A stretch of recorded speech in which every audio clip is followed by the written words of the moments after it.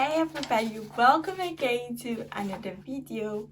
If you're just joining me for the first time, you're welcome, and if you're a returning subscriber, thank you so much for joining me again.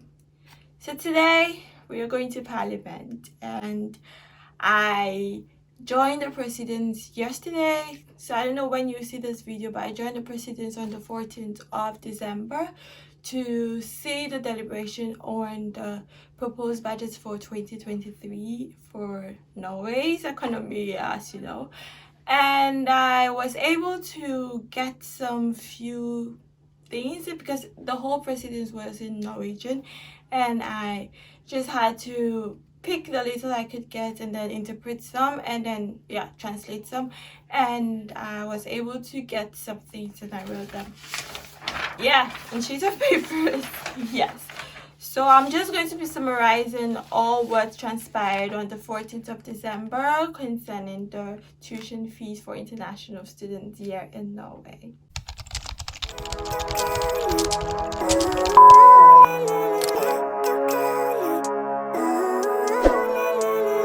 Living life, every day, late at night, not okay, all I want, and I pray.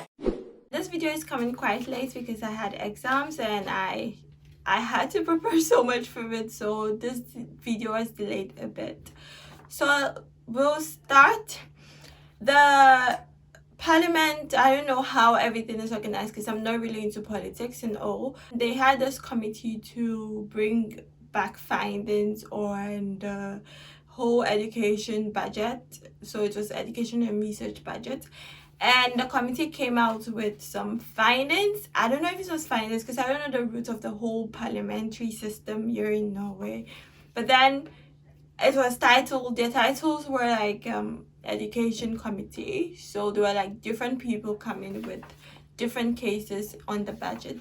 And I only got interested when they were talking about the tuition fees for international students. And one of them spoke about the free education being the main attraction for international students from all over the world.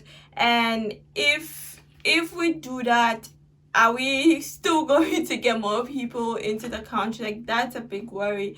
And I think it was a suggestion that since we are saying that because Norwegian students pay when they go outside of Norway, we should let those countries that charge Norwegian tuition come to Norway and pay tuition fees. I think that only makes sense because that's the main argument, that Norwegian students go to other universities and they are made to pay tuition fees.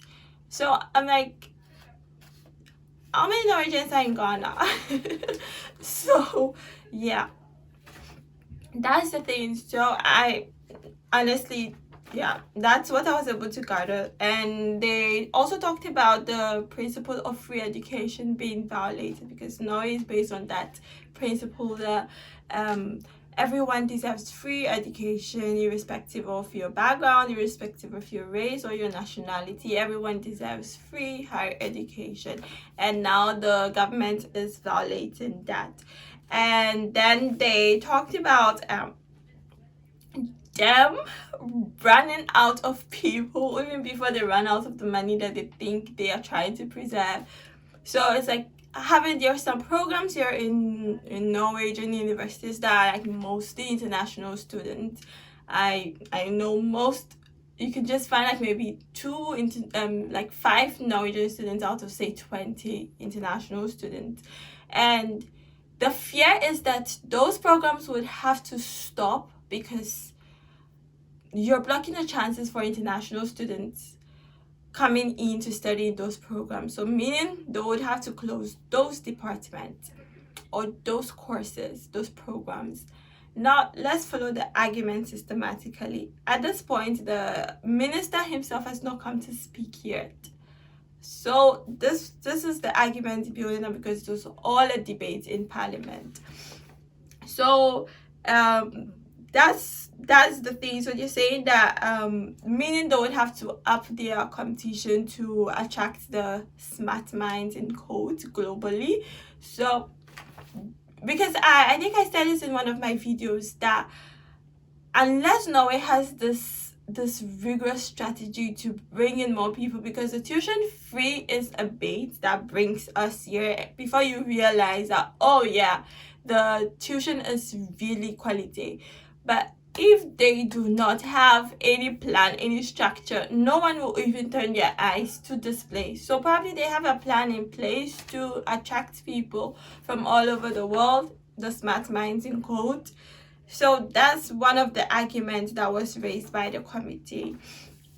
And also spoke about the experiences of the neighboring countries like Sweden, which is just a neighboring country that imposed the tuition fee, and they realized no one was coming there, and so they had to offset this negative consequence by giving out scholarship to students, having scholarship schemes for students, international students coming outside of the EU and the EEA area. And so the question was posed to the minister that does Norway have such structure, or do they plan to have such structure in place for international students that will be coming? Honestly, the answer to this was not so clear from both parts, because one, because of the time consciousness, because the debates were like time based, everyone had a particular minute to give out their debate. They all got so confusing, and I don't want to really quote someone who didn't say something and I'll be in trouble with the law. I'm not really into politics.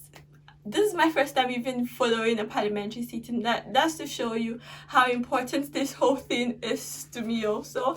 And I had to follow the sitting, and I think one of the issues that was raised was, if we are saying that we could see the top universities around the country, around the world, have tuition fees in place, so it's only reasonable for Norway to also do same, because Norway is has top universities also, yeah, of course. And so it's only fair for them to also put tuition fees just like other universities. And they claim that they have measures in place that will be able to help them raise capacity, and if those measures do not work, they are able to just revert back. It's just a proposal, and if the whole thing doesn't work in the 2023 academic year, probably no one else comes, and then there's zero admission and everything is just a haywire, they can always revert back or make some amendments. So that was his argument for all that. And he also, and then one of the committee members made mention of the high cost of living. So you have to prove so much money to show that you're able to cover yourself for the period of 1 year of your study or 2 years of your study here in Norway. And he made mention of the high cost of living here in Norway. And given that, and then tuition fees now, it's going to be so much for international students. Listen to this argument. I found it so interesting. This we already know, and we've been talking about it and then saying it, that it's going to be like double money if in case we would have to pay 10,000 euros more or less. So on the average, if we have to pay 10,000 euros for tuition fees, and then we have to raise about 10,000 euros again to show our living expenses, 20,000 euros for a year. And it's like, where are we going to get such money from? So that's already a problem. That was what this committee member confirmed what we've been saying. Yes. The response to this was that if we are able to raise that amount of money for our living expenses, then those people that are coming to study in Norway are not poor people. So we are still going to attract those people we want to attract. Yes, so it means that most of the people that come to Norway are from the middle income or the upper middle income level, and so they won't even have that problem of school fees wahala. And they also talked about how this internationalization plays a major role in the higher education here in Norway. We coming from different backgrounds and then mixing up with the Norwegians, the citizens here, and then we are able to exchange our culture, exchange knowledge and all that. They also talked about that and how this is very, very essential to Norway. And if we're talking about internationalization, the goal of all this is to get Norwegians out of the country and then to be able to bring those that have their cash into the country. So it's also a win-win for everybody. So you can't come and tell us that internationalization, so we shouldn't charge tuition fee. The whole argument, I don't know what else would, because now everything we say, there is a rebuttal to every point raised. So at this point, I don't know what else that can be said that would convince them, because now it's like, fine, we know all this you people are raising, we know all the issues, we know all the consequences, we know all the negative impacts, yes, but we still want to try it. And I think I missed the part where he said that now they would have to make like very tight prioritization. So their response was that they have to make very hard priorities, hence the budget cut. So it's like the exchange rates and everything, the exchange rate fluctuations are just affecting various economies, and so Norway would want to make very tight cuts. That is the whole response to this. At this point, the budget has not been implemented. It is still going through parliament, going through votes and debates and all that. We are waiting for the final verdict.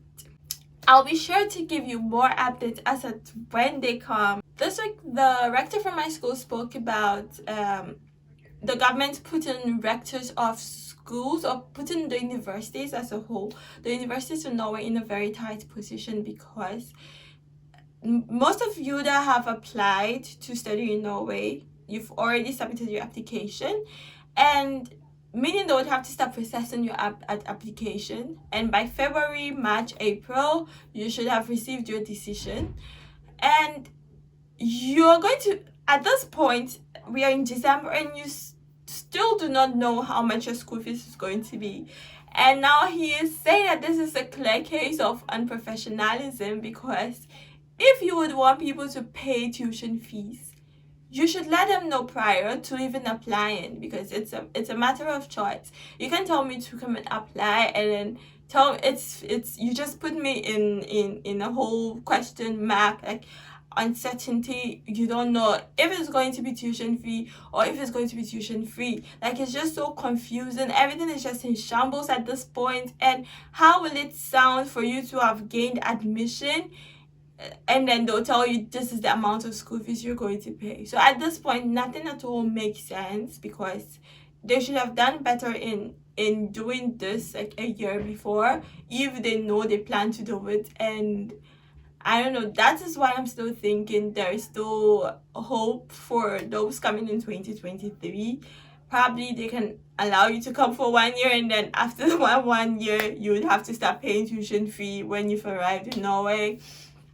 I have no idea. And for me, what I feel is that everything should have been made progressively, because doing this at the instance doesn't really speak so good, and the uncertainty is not so good at all. This is all I have for you today on update 4, and hopefully there'll be better news in the next update, or hopefully it will be the final update to the next update. I don't know. At this point, we don't just know what to expect or what everything holds, and just keep hoping for the best, and all the best of luck. I'll see you in my next video. Bye bye.